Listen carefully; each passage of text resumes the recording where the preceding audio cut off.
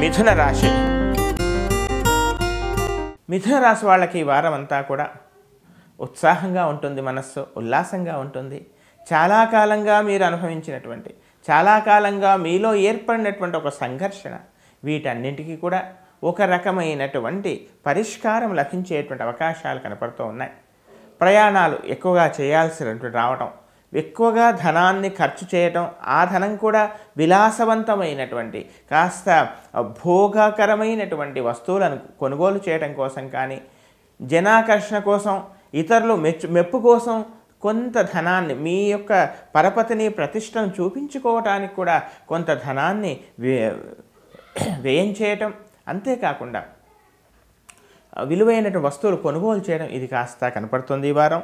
అంతేకాకుండా ముఖ్యంగా సోదరులతో కానీ, సోదర సమానులతో కానీ అనవసరమైనటువంటి విభేదాలు రాకుండా తగు జాగ్రత్తలు తీసుకోవాలి. నూతన విద్యలలో కానీ, నూతన భవిష్యత్తులో విదేశాలకు వెళ్ళాలనుకునేటువంటి వాళ్ళకి కానీ, విదేశాల్లో విద్యార్జన కోసం ప్రయత్నాలు చేసేటువంటి వాళ్ళకి కానీ అనుకూలమైనటువంటి వాతావరణం కనపడుతోంది. శత్రువులపై ఆధిపత్యాన్ని చెలాయిస్తారు. ఉద్యోగస్తులు చాలా చక్కగా ఉంది.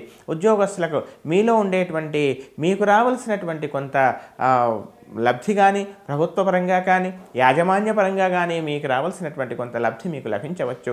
నూతనంగా ఉద్యోగాల కోసమే ప్రయత్నాలు చేసేటువంటి నిరుద్యోగులకు కానీ, లేదా ఒక ఉద్యోగం మారి మరొక ఉద్యోగంలో కోసం ప్రయత్నం చేసేటువంటి వాళ్ళకి కానీ చక్కని అనుకూలమైనటువంటి సమయంగా భావించండి. ప్రతి క్షణాన్ని ఉపయోగించుకునేటువంటి ప్రయత్నం చేయండి. తద్వారా అనుకూలమైనటువంటి ఫలితాలు మీకు కలుగుతాయి. విద్యార్థులు చక్కగా ఉంది.